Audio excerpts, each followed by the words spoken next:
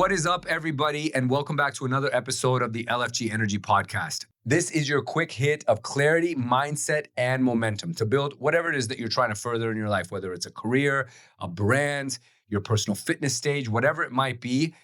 This episode is for you. And today's episode is especially important because I actually thought of this when I was at the gym this morning. I was having a conversation with another fellow athlete there, and it got me thinking about how so many of us go through life blaming. And I have been in that position before. We've all done this at some point.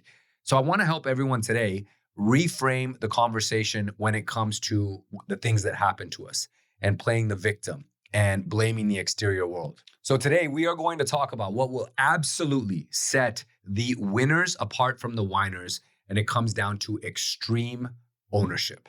By the end of this episode, you as the listener are going to have a better understanding of why blaming others is actually a trap. You will learn how extreme ownership empowers every aspect of your life, from your personal relationships to your business or professional development. And you will walk away with a framework of being able to say, it's probably me, or this is actually my fault, not in a negative way, and actually apply this daily. Now, I'm going to hit you with something really hard right out of the gates here. You cannot change what you don't own. So the moment you stop blaming others is the moment that your life starts to change. We are going to unpack how this way of thinking is going to change your relationships, your thinking, your approach, your confidence, and even, yes, your mental health. So let's get into today's episode. Now, the first thing I'd like to touch on is why we actually default to blame. And again, guys, as I said at the beginning of this is something we all do at some point. Some of us are maybe a little bit better than others at no longer blaming. Some of us might be kind of in that transition point where we sometimes blame, but most of the time we take ownership or responsibility for our role in things. And there are those that may be listening to this that are constantly in that victim state. And again, today's episode is going to help you start getting on the pathway to no longer being trapped by it. We have to remember that blame is automatic. It's easy. It's a immediate default. And in actuality, sometimes, guys, as crazy as this sounds, blaming feels safe. We blame the market. We blame the boss. We blame the other person when a relationship ends. I mean, how many times have we had a friend come up to us and say, well, I just broke up with so-and-so, or this ended, and you know what? That person's crazy. Well, I was talking with this athlete again at the gym this morning, and she was talking about a mutual friend of ours who actually just broke up with someone yet again and had the same autopsy for the end of the relationship, which was that the other person was crazy. Well, the truth is that the last 10 relationships that this person has been in have all had the same autopsy or outcome. So maybe it's not that the other people are crazy. The common denominator here in these breakups seems to be you. Maybe you are the one who's crazy, or you're doing something to invite this craziness. In sports, we blame the ref, we blame the weather, we blame the judges, we blame the circumstances, the conditions of the field. But here's the truth. Blame is just a deflection of power. Because when you blame, you, in the same breath, affect your ability to change the outcome. You are basically saying, this is not my fault, therefore there is nothing here for me to fix. And that mindset, guys, is the total opposite of what LFG Energy is all about. LFG Energy is all about maximum ownership. It is all about saying that if it is to be, then it is up to me, that I'm going to be the one to create this breakthrough, even when the odds are stacked against me or everybody else is saying, no, there's nothing but red lights over here. I'm going to make my own green light. That's what LFG Energy is. So to say that this is not my fault, or it's somebody else's fault, or always blaming, that mindset, it keeps you small. It will keep you stuck. And it guarantees, above all, that nothing is going to change or get better. You will remain a loser. You will remain falling on the wrong side of the outcome. You'll always fall short. So yes, the opposite of blame is extreme ownership. And to get into that space, it means that we have to start asking better questions. Stopping with, why is this happening to me? And reframe it as to, what did I do, or maybe even not do, to actually end up with this result? What was my role in this? What could I have done better? How could I have prepared more? Those questions change everything. Ownership is not about taking blame in everything. It's actually about taking responsibility for your role in anything. Because when you take ownership, you have leverage. You get options, you get growth, and you are back in the driver's seat. So let's create a framework here, because I promised this to you at the onset of this episode, and I want to give you something to go by so you can start to turn things around in your own life. Here is a simple 3-step process. Number 1 is first spot the blame. Where are you currently making excuses? Where are you frustrated? Where are you ending up bitter? That is your trigger, and that is exactly where you are outsourcing this power. So we need to first find and pinpoint that spot. Next is we need to flip the mirror. Since we're not going to blame any longer, we are going to ask, what is my role in this? What did you ignore? What did you avoid? What did you half-ass? And this is not judgment, so it's not meant to be a negative thing. It's data. Because with data, we can actually do something. It's actually, guys, a huge power move. So don't think of it as something negative, but something actually empowering. And lastly, number 3, own the fix. This is really, really important. What is one action you can ask yourself right now that would change the outcome today? There's no need for heroics or vast overhauls, just one bold move in the right direction.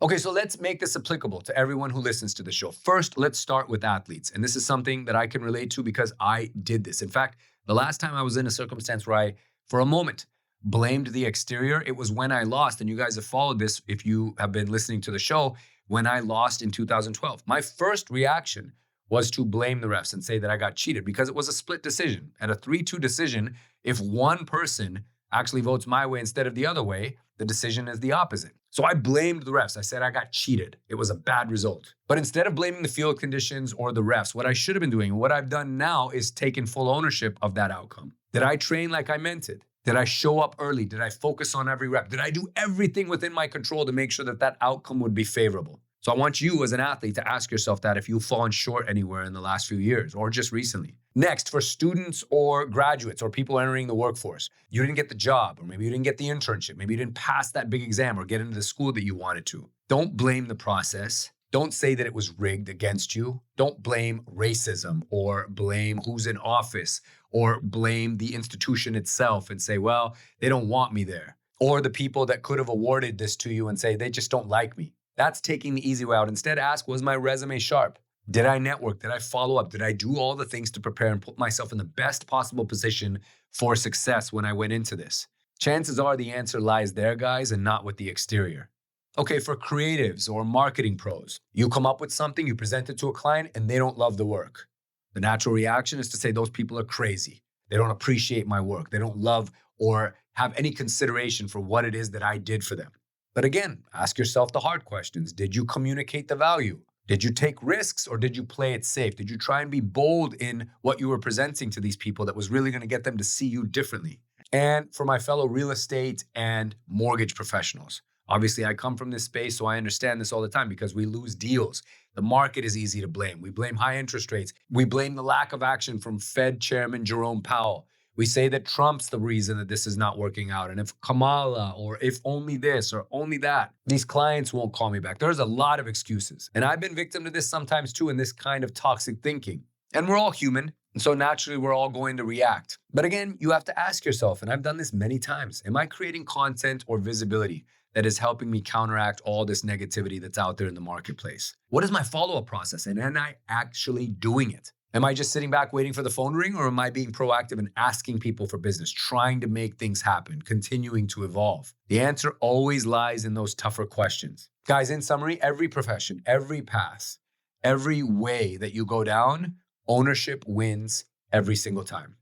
Ask the questions, own the honest answers, and you'll see different results the next time around. Here are some core truths that I want you all to live by. And write these down. I love to have certain mantras that I have on Post-it notes on my desk. And if you're going through something right now, or you are embarking upon a real big and serious challenge in your life, and you don't necessarily know what the outcome is going to be like, I think these are some good frameworks or things that you should have that you are reading daily and always reminding yourself of. So here we go. First, remember that he or she who blames stays the same. Next, you either own the outcome or you are about to be owned by it. Extreme ownership is not shame, it's a strategy. And lastly, stop waiting for someone else to fix what's in your lane. Let me be blunt, guys. Playing it safe and playing it small is absolutely canceled. He or she who risks nothing gains absolutely nothing. And winning is not supposed to be easy. Don't let anyone tell you otherwise, especially when it comes to the emotional challenges. Ownership is the cost of greatness. And the price today, it's always worth it. So let me leave you with this. What is one aspect or space in your life that is not working right now? It's not operating at the level that you want or that you had hoped for. And ask yourself, in the wake of that disappointment or whatever's going on that's not to your liking, what if I fully owned the problem right now and its outcome or solution?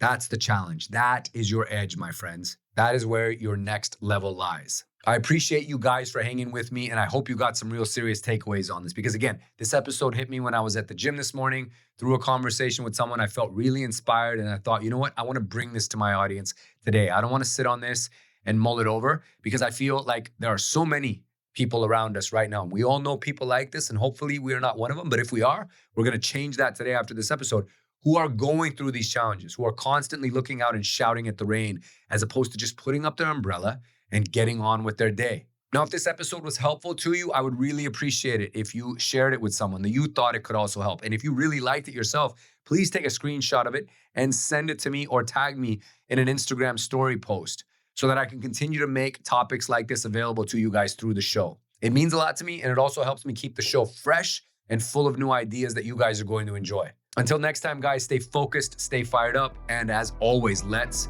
fucking go. We'll see you guys next week on the show.